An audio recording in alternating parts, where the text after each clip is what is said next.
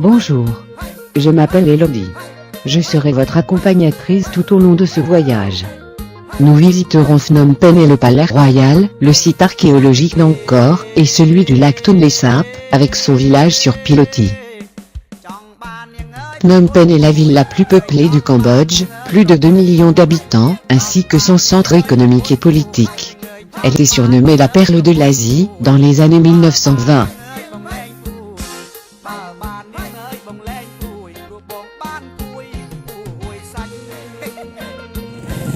Circulation très difficile, et chaotique, avec une majorité de motocyclettes et de motos. Très peu de voitures, le salaire moyen étant de 70 € environ par mois. Le musée national contient l'une des plus importantes collections d'art khmer, avec des sculptures, des céramiques, et divers objets ethnographiques. Il comprend 14 000 pièces datant des temps préhistoriques et de l'Empire khmer, qui s'étendaient de la Thaïlande au Vietnam du Sud.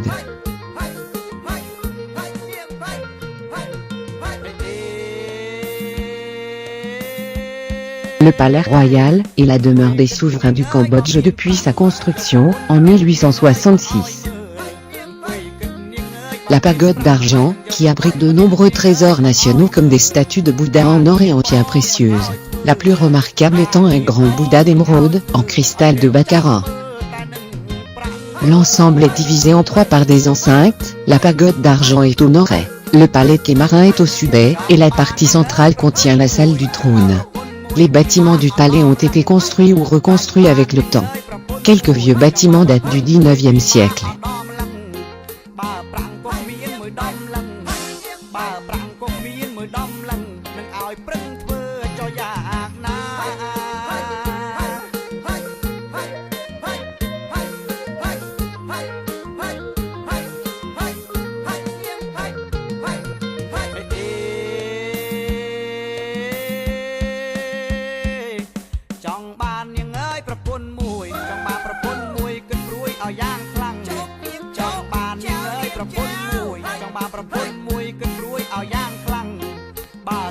Les stupas se dressent un peu partout, là où des bouddhistes ont vécu, et tenus à manifester leur foi.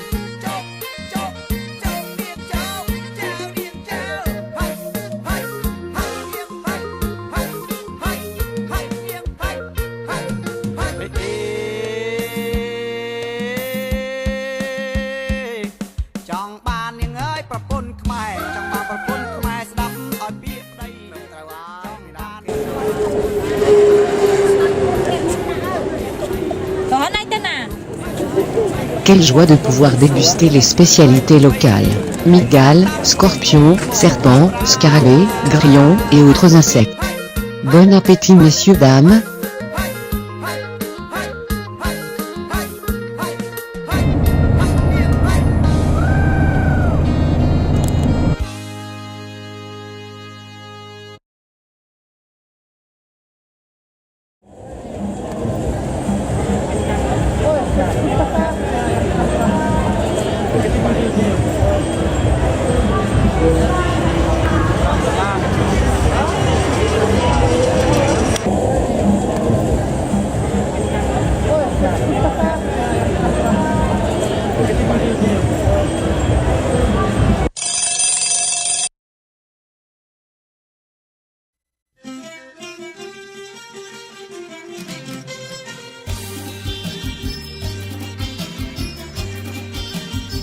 Un aperçu de ce à quoi devait ressembler le site d'Angkor, à l'origine, avant qu'il ne soit abandonné, à la suite de son invasion par les Siam, vers 1431.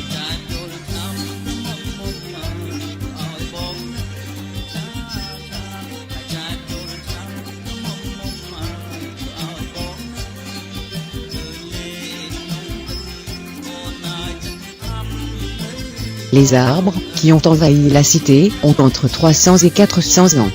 Les ficus étranglent leur étouffent leurs voisins, et les racines des fromagers se sont glissées entre les pierres des murs et des édifices, souvent en les emprisonnant.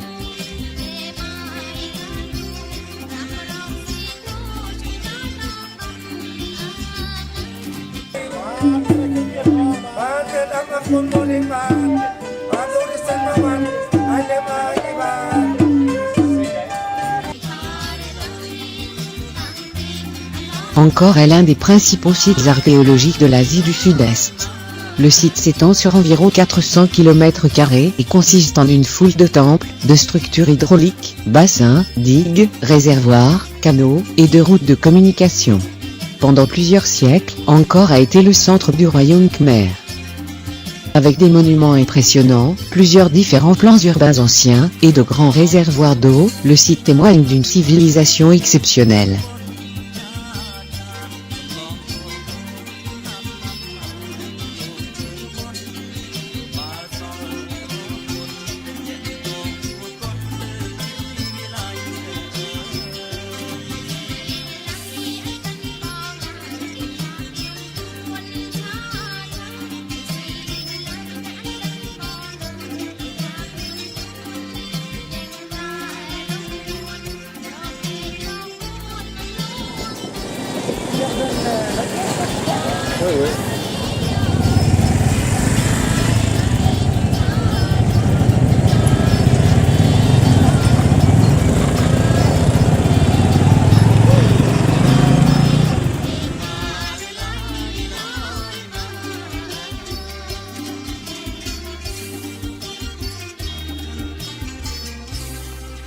L'éléphant est un symbole sacré du bouddhisme.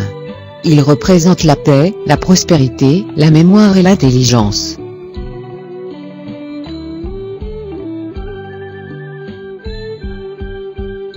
Les habitants de la région vénèrent les divinités des temples et organisent en leur honneur, aujourd'hui encore, des cérémonies et des rituels, comportant des prières, des musiques et danses traditionnelles.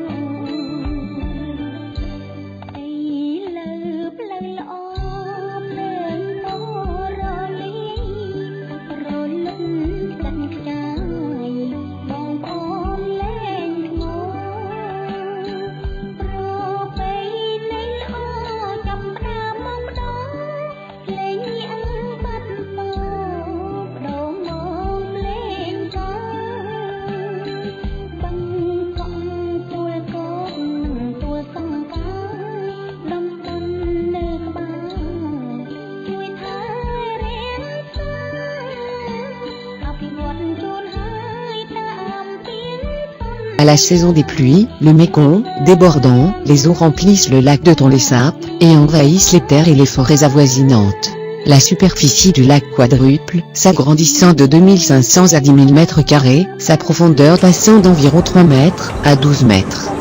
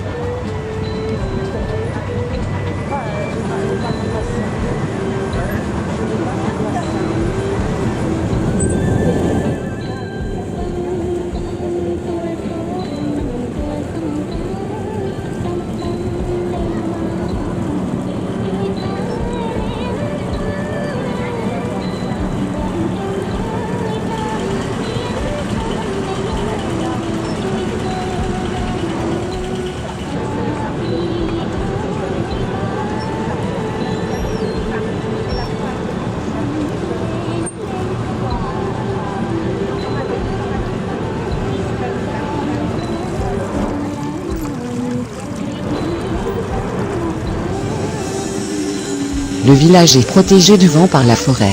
Chaque famille possède son propre bateau pour promener les touristes, à tour de rôle, si ceux-ci ne sont pas très nombreux.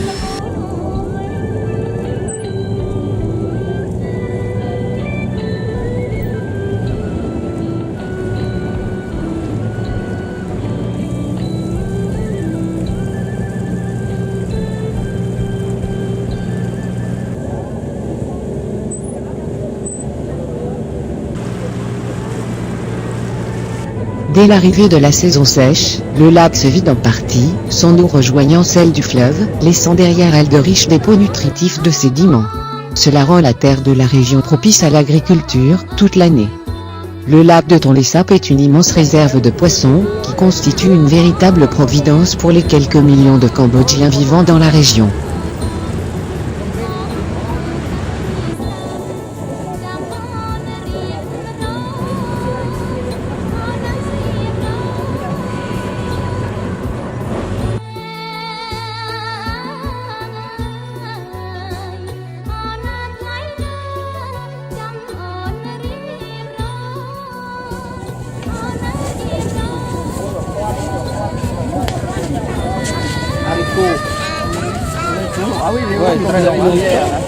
Haricot, on dit haricot de kilomètres.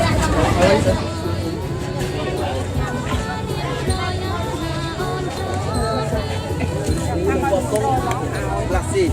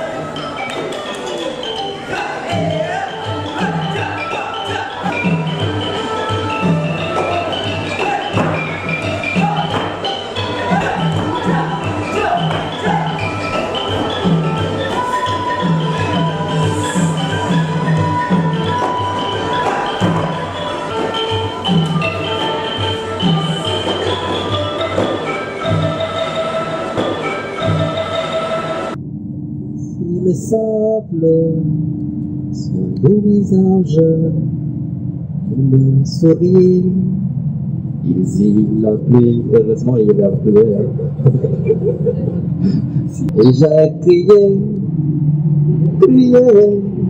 allez au carré. Et j'ai pleuré, oh j'avais trop de peine. Je ne saurais chanter comme ça, hein, ma femme tombée, sans rien payer quelque chose.